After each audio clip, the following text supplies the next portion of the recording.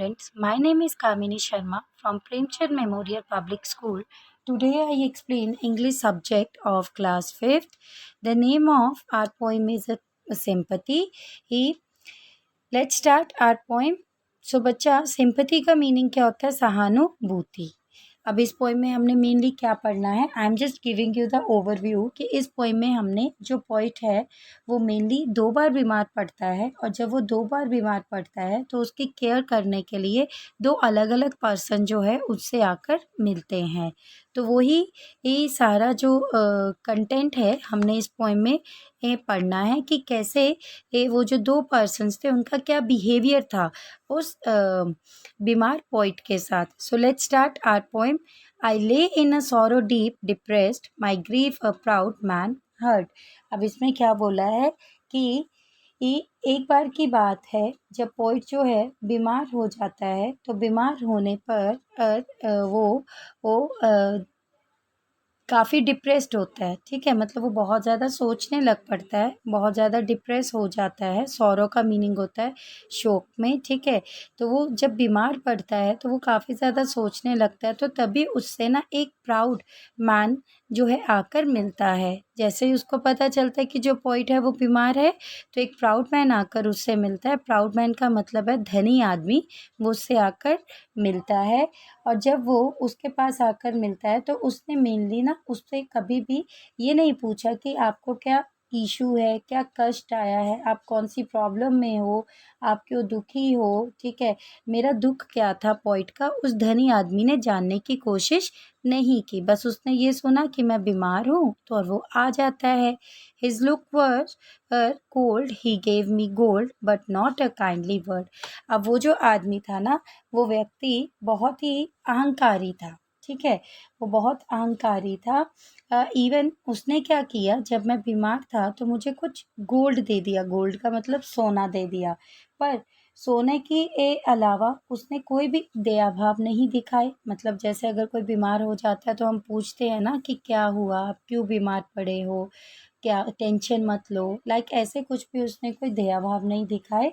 उसने क्या किया, जस्ट एक जो गोल्ड होता है वो मुझे दे दिया, और मेरे साथ कुछ भी, ये जो है काइंडली वर्ड्स का मतलब होता है कि उसने कुछ भी प्यार से कोई भी बोल नहीं बोले. मेरे साथ कुछ भी उसने ऐसे प्यार से बात नहीं की. सिर्फ उसने क्या कर दिया, गोल्ड के मुझे जो है थोड़े से ये चीज़ें दे दी. मतलब गोल्ड मुझे प्रोवाइड कर दिया. My sorrow past, I paid him back the gold he gave to me. अब मैं जैसे ही ठीक हुआ तो मैंने क्या किया, जो उसने गोल्ड मुझे दिया था मैंने उसको वापस दे दिया. अब then stood erect and spoke my thanks and blessed his charity. अब मेनली क्या था, उसके बाद मैं ये चीज़ समझ गया और मैंने उसको थैंक्स बोला कि आपने जो मुझे गोल्ड दिया था.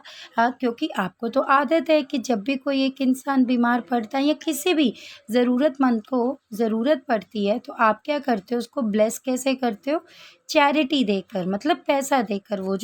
वो हमारा कौन सा आदमी था, जो प्राउड मैन था, जो धनी आदमी था, वो हमेशा क्या करता था, अगर किसी भी इंसान को ज़रूरत पड़ती थी या वो मुसीबत में होते थे, तो वो सिंपल उसको क्या करता था, इवन उनका हालचाल तो नहीं पूछता था, उनसे कोई प्यार से बात भी नहीं करता था. वो सिंपल उसको क्या करता था, चैरिटी के फॉर्म में कुछ ना कुछ पैसा दे देता था.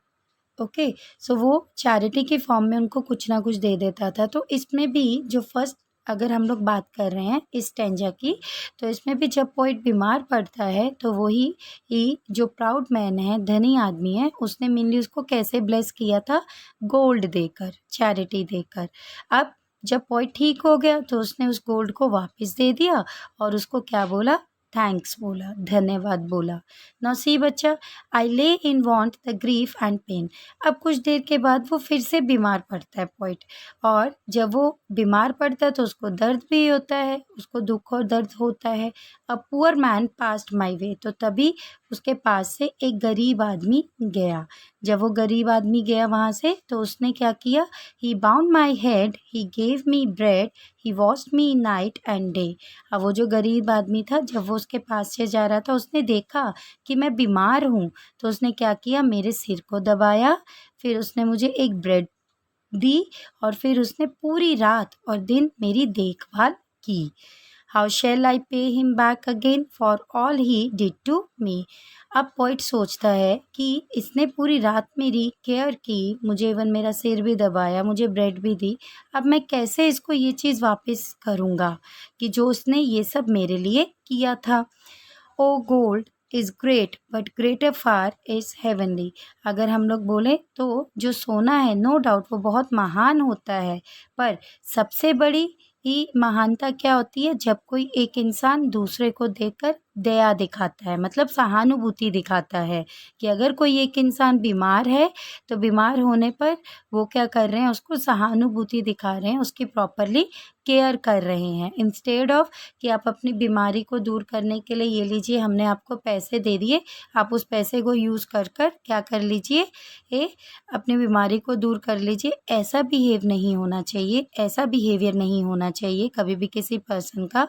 तो उसको क्या करना चाहिए, हमेशा उसको सहानुभूति दिखानी चाहिए। सो बच्चा, इस पोएम में मेनली जो पोएट है वो सिंपल ये बताना चाह रहा है कि जो पैसे की कीमत होती है वो तो हम चुका सकते हैं, पर जो सहानुभूति होती है लाइक सिंपैथी, कि जो कैसे हमें कंसोल कर रहा है, कैसे एक पर्सन का बिहेवियर है मुझे लेकर, उसको मैं कभी भी नहीं चुका सकती। तो पैसों को तो हम रिटर्न कर सकते हैं, पर सिंपैथी को हम कभी भी रिटर्न नहीं कर सकते। तो उसके पॉइंट ऑफ व्यू, बिहेवियर के पॉइंट ऑफ व्यू हमारे माइंड में जस्ट एक गुडविल बन जाती है उस पर्सन की कि उस पर्सन ने मेरे साथ कैसा बिहेव किया था। So the poem is written by the Charles Mackay. ये पोएम किसने लिखी है, चार्ल्स माके ने लिखी है। So what you have to do students, you have to read the content from your book and watch the video properly. In case if you are having any query, then send it on a WhatsApp group. But before or sending your query, what you have to do, you have to do the back exercise. See, this is your back exercise. You have to write new words in your English notebook. बेटा words को आपने लिखना है किसके साथ, black pen के साथ, और मीनिंग को किससे लिखना है, ब्लू पेन के साथ। ओके, फिर से बोल रही हूँ, वर्ड्स को आपको लिखना है ब्लैक पेन के साथ और मीनिंग को लिखना है ब्लू पेन के साथ। After that you have to do the comprehension skills. You have to do question number A question A को करना है आपको in your English notebook. Again you have to write question with black pen and answer with blue pen. आपको question किससे लिखने हैं, black pen से लिखना है, और आंसर किससे लिखने हैं, ब्लू पेन से लिखना है। पर बच्चा, before or doing this work you have to make the cover page of this chapter. Now how to make the cover page, I am giving you the idea.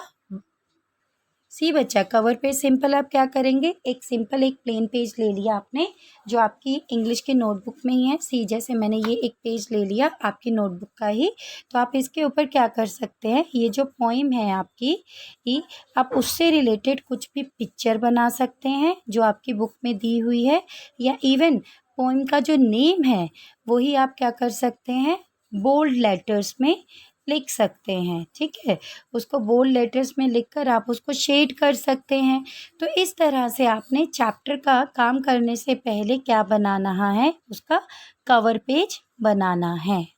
Okay, in this way you have to make the cover page, and after making the cover page you have to write the word meaning and do the question A in your English notebook. So in case if you are having any query, then send it on a WhatsApp group. Thank you. Have a nice day.